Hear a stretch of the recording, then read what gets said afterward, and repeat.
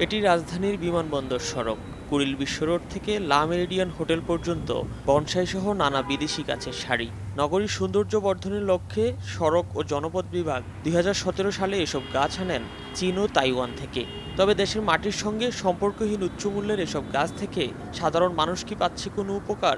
বট গাছের মতো ছায়া পায়, গাছতলা দাঁড়ায় যাত্রী গাড়ির জন্য অপেক্ষা করতে থাকতে পারে, মানে রোদ থেকে বাঁচার জন্য আর কি, সেফটির জন্য ছায়াতে তারা গায়ে ধরতে পারলো সবাই চায়। কিন্তু যেই গাছ এটা সৌন্দর্যের জন্য, এটা না দিচ্ছে ফল, না দিচ্ছে আমাদের ছায়া, যার সৌন্দর্য। গাছটি লাগাইছে, এতে আমাদের তো এরকম উপকার নাই।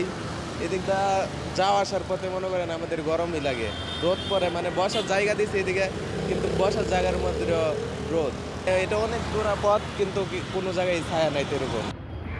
ঢাকা বিশ্ববিদ্যালয়ের উদ্ভিদবিজ্ঞান বিভাগের অধ্যাপক জসিমউদ্দিনের নেতৃত্বে রমনা পার্ক, সোহরাওয়ার্দী উদ্যান ও ঢাকা বিশ্ববিদ্যালয় পরিচালিত গবেষণায় দেখা গেছে ৫৮% প্রজাতিই বিদেশি গাছ।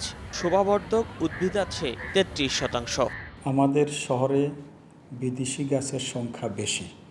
এই বিদেশি গাছের প্রজাতি হচ্ছে ৮ থেকে ১০টা।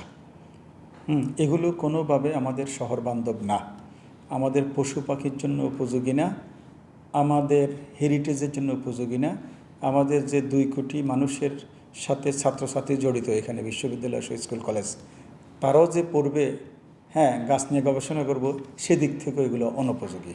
সেটাকে দেশীয় গাছ দিয়া রিপ্লেস করা যেতে পারে। বিদেশি গাছগুলোকে পর্যায়ক্রমে ম্যানেজমেন্টের আওতায় নিয়ে আসা যেতে পারে। আমরা বলছি না কি এটাকে কেটে একদিনে পরিষ্কার করতে হবে, নো।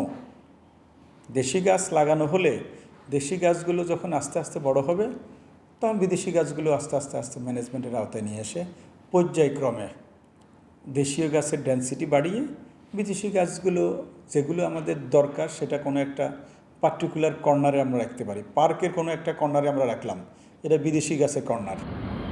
ঢাকার মাটির গড়ন মূলত লাল মাটি। এ মাটিতে শাল গাছ লাগানোর কথা থাকলেও অত্যন্ত টেকসই গাছ শাল বাদ দিয়ে বিপুল অর্থ ব্যয়ে বিদেশি গাছগুলোই প্রাধান্য পাচ্ছে বেশি। সিটি কর্পোরেশন, পরিবেশ অধিদপ্তর, সড়ক ও জনপথ বিভাগ কেউই ১ দশকের বেশি সময় ধরে ঢাকার কোথাও তেমন শাল গাছ লাগাতে দেখা যায়নি। আমরা গাছ লাগিয়েছি কি জন্য? শুধুমাত্র গ্রিন কাভারেজ দেওয়ার জন্য। তাহলে আমাদের ফুলের গাছ কোথায়? সৌন্দর্য বর্ধনকারী গাছ কোথায়? আমাদের ফলের গাছ কোথায়? আমাদের ওষুধের গাছ কোথায়? আমাদের বন্য প্রাণীকে সহায়তা করে সেই গাছগুলো কোথায়? পরিশেষে আমাদের ন্যাচারাল হেরিটেজ, আমাদের দেশীয় হেরিটেজগুলো কোথায়? আজকে আমরা সেগুলো কোথায় দেখতে পাচ্ছি না। তো এতে হচ্ছে কি, পরিবেশের একটা ইমব্যালেন্স অবস্থা তৈরি হয়ে গেছে।